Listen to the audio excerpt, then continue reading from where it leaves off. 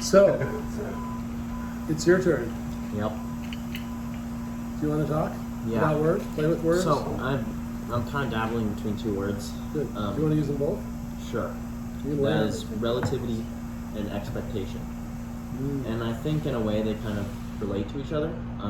And I'll start with relativity. Relativity, I feel like, is the basis for everything. Good doesn't exist without bad, and that can apply to any subject. And like when I was young, I used to be super curious about learning about how things worked, and like whether it be like mechanical, how cars are made, like the TV show, how it's made, or just like about the universe, time and space and stuff like that. And at some point along that, I stumbled upon the theory of relativity, which was one of Einstein's most famous findings, and has to deal with like time and light and the way it travels through the universe, which is the foreseeable existence between, like, beyond where we are right now on Earth. There's a lot more out there, and it was really hard to wrap my head around until I eventually understood it, and I realized it applies to everything. Like, good doesn't exist without bad, and that's the basis of Buddhism, I guess you could say. Like, what they do is they take away like comfort, and then you can't have pain. You're just kind of content with yourself. And the reason I think this relates to expectation is because expectation is your emotion towards a subject prior towards whatever happens. So I feel like if you're rid of expectations, you can't really have bad experiences. Like all these problems that we've been discussing are based on expectation. Like, family wouldn't be a problem if there wasn't the expectation of how it should be. Religion wouldn't be a problem if there wasn't the expectation of how it should be. But when you ask someone like what that expectation is, what is perfect, no one really knows. It's kind of just an emotion towards the future, which in the end you can beat yourself up if it doesn't turn out that way.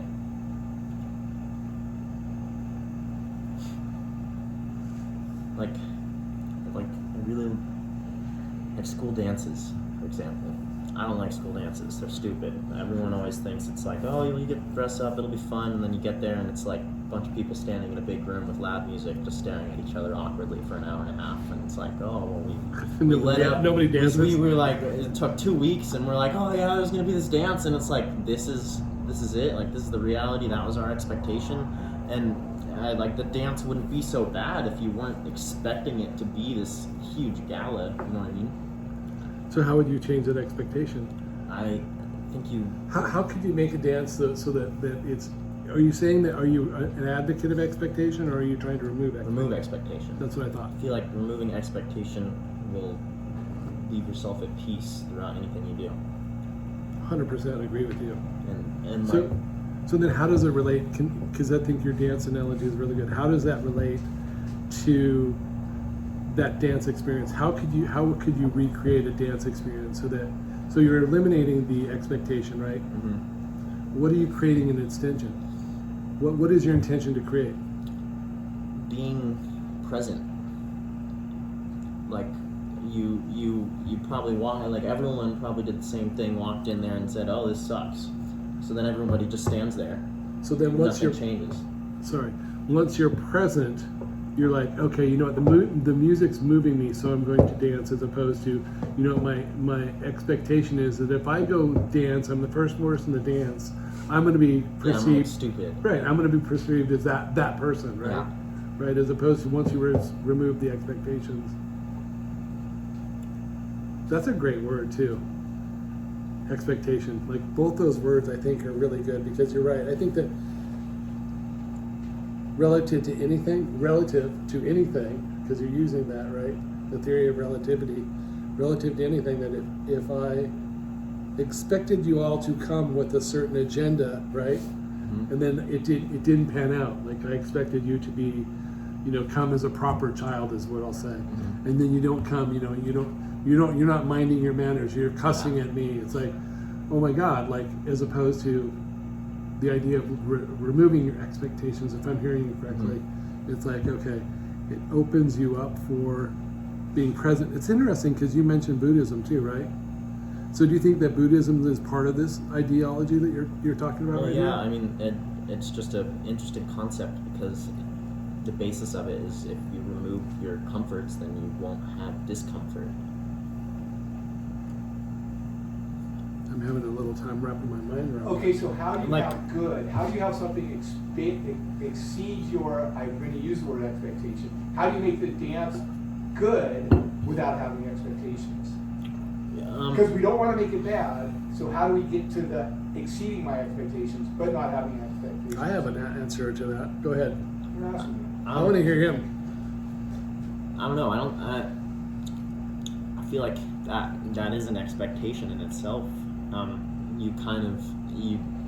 The premise of ridding of expectations is giving way for anything to happen and you being fine with that. So good and bad. I mean, in some ways, I think you're drawing good and bad as a relative thing, where they're relative to each other, as opposed to the idea of eliminating good and bad and just being, so that your expectations are, you don't have expectations, because Buddhism is really devoid of belief in God or belief in things, right? Am I going down the right road, or am I getting lost a little bit myself? I don't think there is getting lost. That's an expectation. I love it. And that's the whole point of rabbit holes. That's why I love rabbit holes so much, because even though we started the conversation with your 2 words, I think Buddhism is a really important part of this conversation, to be honest with you, because Buddhist philosophy, I believe, doesn't revolve around a belief of anything, right?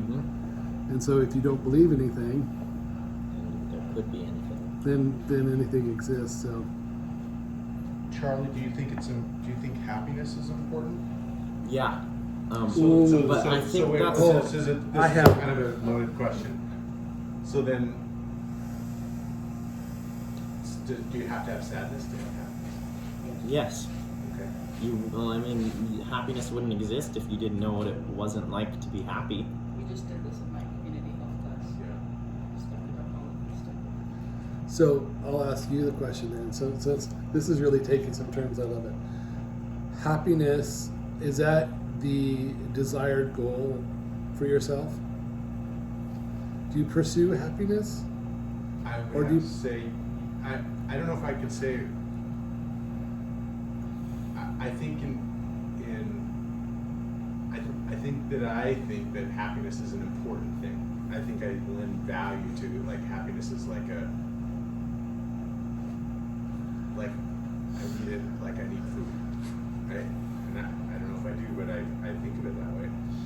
The reason I bring it up, or I'm asking you, is because it's really a very pointed question in the sense that I think you hear it a long time. I just want you to be happy. I just want you to be happy, right? And it's really kind of an interesting thing for people to desire happiness as opposed to, no, really what I want for you to feel is fulfilled. Fulfillment is way more impactful because it encompasses way more emotions, because fulfillment does exist with happy and sadness, right? They coexist in the same realm, but fulfillment has to do with, man, I'm having a fucking shitty ass fucking day, but guess what? I am fulfilled because it's cathartic. I'm solving a problem, and that solving the problem is leading me to a sense of joy, is the word I use, not so much happiness, but joy. Yeah. And so it's like you have a different, I guess Oh, I'm shit. saying. Okay, but I want to use Charlie because I love Charlie. We're present. right? You're just being present. I mean, you don't need to be happy to be present. You are just, I'm at the dance. I got some friends around me. The girls are on the other side of the room. It's too loud to really talk to each other, but this is what it is. And that's what I'm kind of, and this is a really, I appreciate out of it, is that that's present. This is what it is. This is what I signed up for, and that's pretty damn cool. May not be happy, but just, so I would say, instead of what you're saying, I want you to feel, to me, that I just want you to be present. I want you to feel present, is what I would work on. They may be 2 different things, though. You can be present and fulfilled. You can be present devoid of fulfillment. You could be present there's no boundaries for what it needs to be, in my opinion. but I would argue being present. Boy, you're an argument. removes- You've been that the way my whole. expectation of Is there another fulfillment. word you want to use? Is another No, point I'm of view? taking his Maybe? word. No, Okay, I okay. really love to. Okay, great. My bad. I feel like if you're not being present would be going to the dance and sitting there in silence in your head thinking, oh, this sucks. Oh, when Right. can we leave? Oh, what can I do to get out of this? And then you spend your entirety of the time sitting there, like reminiscing about how bad it is until you leave. Whereas if you can pull yourself out of that, rid of those expectations, and be present, then you don't waste all the time telling yourself something that isn't necessarily true. Like you can make up these ideas and convince yourself that it's true, but true mental strength is being able to come to terms with yourself when there's something you set aside, even when you don't need to set it aside. I'm smiling because it's really interesting to have this conversation about Buddhism in on the back of religion, because they're two different things. So, Like religion's really interesting to me, and I've discussed it a lot with some of my friends, and I enjoy discussing it with my friends because it's someone my age, it's someone who has gone through similar experiences to me, and someone who also believes in God, whereas I don't really believe in God as much. So there was more of a common ground to start a conversation. And my skepticism upon religion was kind of from the start. I was like, well, this doesn't really sound true. And like the more and more it's crammed down your throat after you kind of are on the flip side of believing it's not true, the further and further you get pushed away from it. Like I feel like in a way, if you really want to be faithful, you have to find it yourself. so it's a personal journey. Yeah. And current religion, I feel like is way off of what it was. Like I the general idea I feel like may be correct, but religious leaders in the past used to be like the president or the king. There wasn't a government. Right. Like the churches controlled everyone and everything, and people couldn't read, and printers didn't exist. Everything was rewritten. So all of the Bible itself was transcribed over all this time through people who were known to be shady in some aspects, and now people decide to kind of take bits and pieces and say, okay, this is how you need to live. But I think that's kind of wrong. I think in reality you should take the general idea and the morality of it, but you shouldn't, like, the nitty-gritty parts of it aren't. It's like a big game of telephone. It's true. So I'm going to ask you a question. I guess it could, because it's interesting. You both have similar concepts. So I guess it'd really be geared for anybody. But so you're saying that you don't believe, or you do believe, or what's? Can I ask that question? I know it's a taboo subject because I'll share my perspective. If you want to, I'll go first. But Sure. I'm just curious. You want me to go first? So I believe that I'm agnostic, right? And part of my belief system revolves around the idea that a lot of people want answers. They want to know what happens, especially in the afterlife, right? They feel like they need to know answers. And I think there's so many things that are unanswerable in life that really just are, if you will. They just exist. It goes back to a Buddhist idea. And so for me, being agnostic means that I don't have to live in a belief of God or a lack of belief. I can be whatever I want. It's very fluid, right? Where it's like, and fluidity is really important to me, where it's like, the whole idea of bless you, saying bless you or something. And it's like, okay, I'm not religious, or let me pray for you. I have no problem with that if I'm in that person's realm. I don't know if I necessarily believe it. But the other side of the coin is, I believe if there's a God, He wants us to question. He wants us to go, hey, are you really doing this right? Why are you doing this whole abortion thing? Like, literally, skip it. Yeah. Right? Like, I just don't know if, for me, it's like, I'm very agnostic because it leaves me in a place of infinite possibilities. I don't have to choose. Yeah, I wouldn't say, I wouldn't like walk up to someone and say, oh, you're wrong, God isn't real. Right. I respect those who follow religion because it's something to hold on to. Like, I feel like religion is prominent in elder people because it's coming to the end of your life and it's scary. Like, and no one really wants to die, and the hope of having an infinite afterlife is really truly something to hold on to.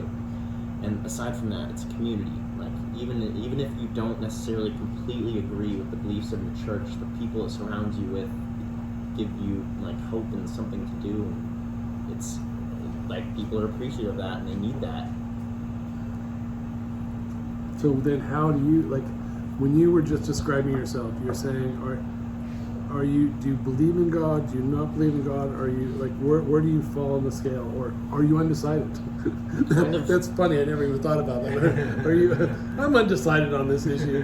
Get back to me in a year or two or another lifetime. I think there is a higher power, something spiritual in essence, but I don't believe it is what we think it is to be. I think the fact that we've tried to put our finger on it has really destroyed itself.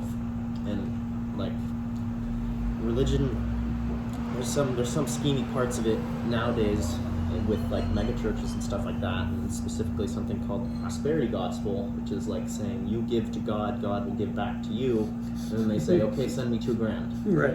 And I love that. it's just not. Yes, it's not very right. It doesn't feel right, does it? Yeah.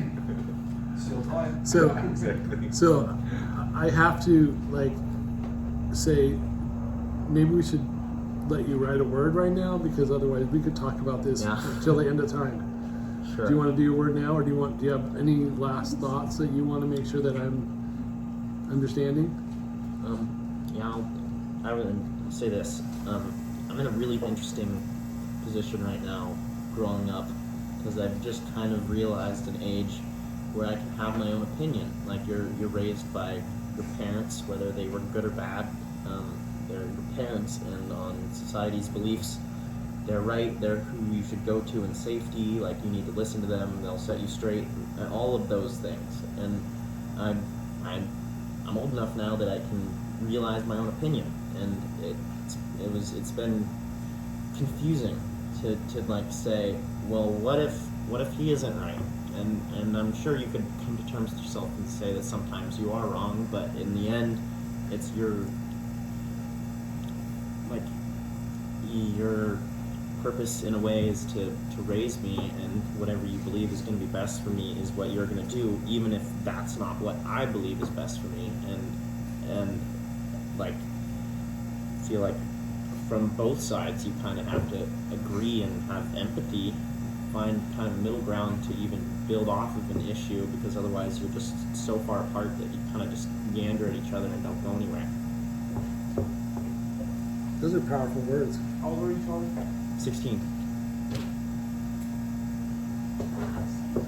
All right, we're going to take a quick break and write a word.